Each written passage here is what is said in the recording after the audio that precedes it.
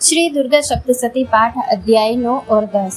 राजा ने कहा, हे ऋषिराज, आपने रक्तबीज के वध से संबंध रखने वाला वृतांत मुझे सुनाया।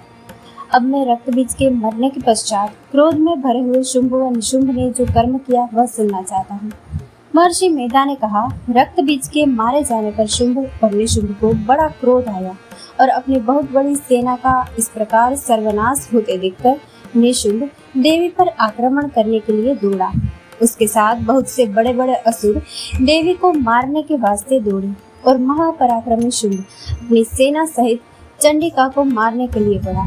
फिर शुंभ और निशुंभ का देवी से घोर युद्ध होने लगा और वह दोनों असुर इस प्रकार देवी पर बाण फेंकने लगे जैसे मेघों से वर्षा हो रही हो।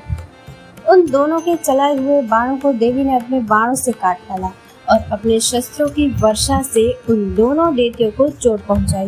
निशुंभ ने तीक्ष्ण तलवार और चमकती हुई ढाल लेकर देवी के सिंह पर आक्रमण किया। अपने वाहन को चोट पहुंची देखकर देवी ने अपने क्षुरप्र नामक बाण से निशुंभ की तलवार व ढाल दोनों को ही काट डाला। तलवार और ढाल कट जाने पर निशुंभ ने देवी पर शक्ति से प्रहार किया। देवी ने अपने चक्र से उसके 2 टुकड़े कर दिए।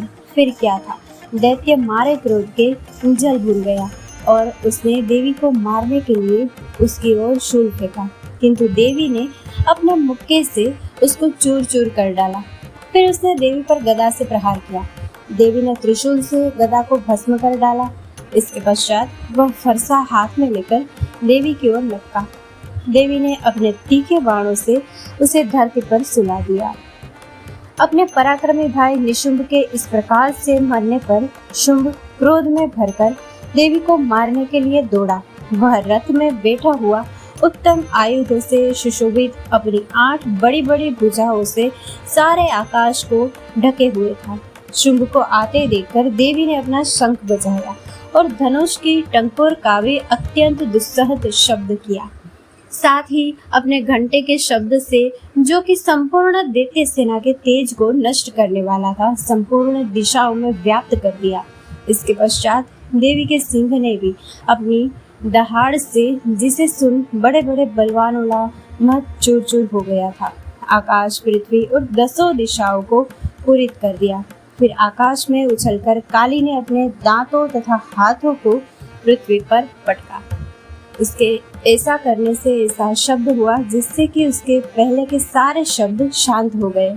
इसके पश्चात शिवदूती ने असुरों के लिए भय उत्पन्न करने वाला अट्टहास किया, जिसे सुनकर दैत्य थर्रा उठे और शुंभ को बड़ा क्रोध हुआ।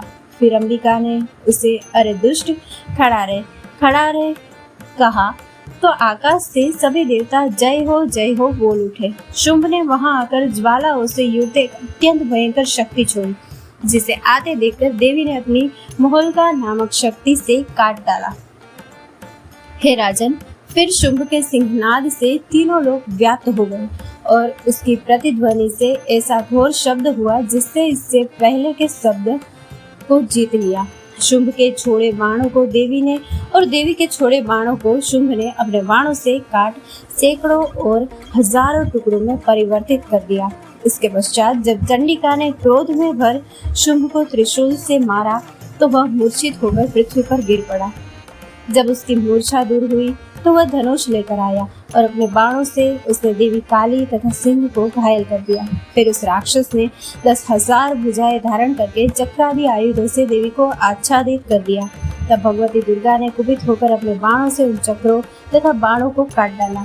यह देखकर निशुंभ हाथ में गदा लेकर चंडिका को मारने के लिए दौड़ा। उसके आते ही देवी ने तीक्ष्ण धार वाले खड्ग से उसकी गदा को काट डाला। उसने फिर त्रिशूल हाथ में ले लिया।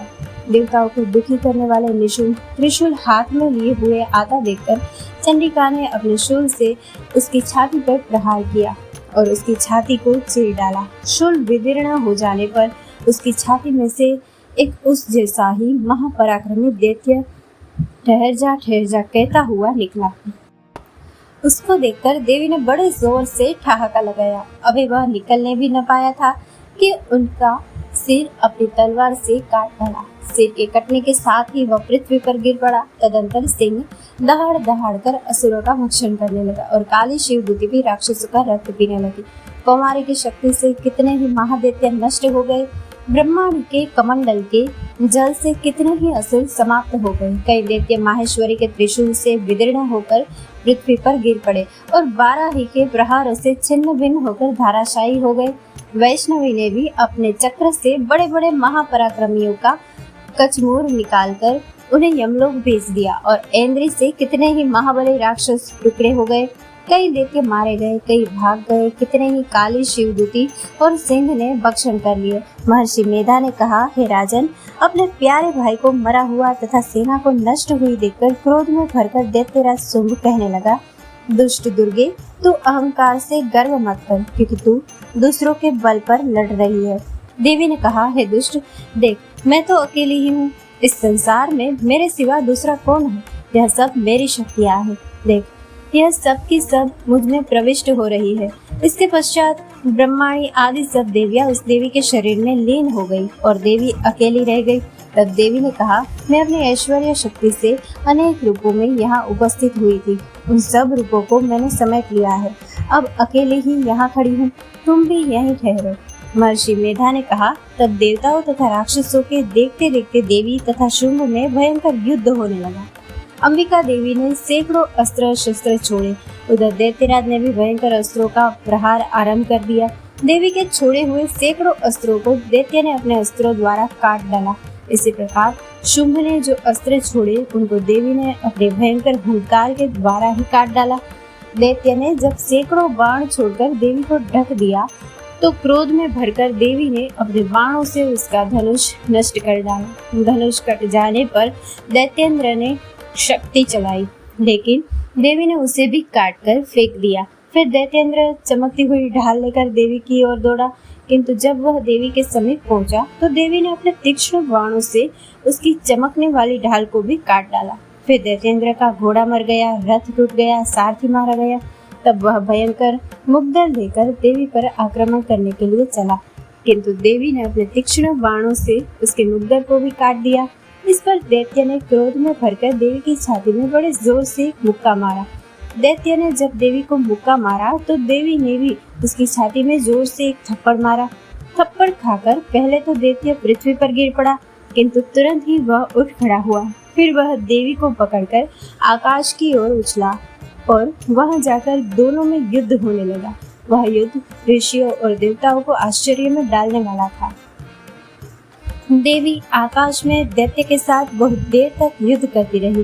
फिर देवी ने उसे आकाश में घुमाकर पृथ्वी पर गिरा दिया।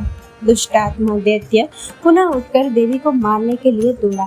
तब उसको अपनी ओर आता हुआ देखकर देवी ने उसकी छाती विदीर्ण करके उसको पृथ्वी पर पटक दिया। देवी के त्रिशूल से घायल होने पर उस दैत्य के प्राण पखेरु उड़ गए और उसके मरने पर समुद्र, द्वीप, पर्वत और पृथ्वी सब कांपने लग गए। तदंतर उस दुष्टात्मा के मरने से संपूर्ण जगत प्रसन्न व स्वस्थ हो गया तथा आकाश निर्मल हो गया। पहले जो उत्पात सूचक मेघ और उल्कापात होते थे वह सब शांत हो गए। उसके मारे जाने पर नदियां अपने ठीक मार्ग से बहने लगी।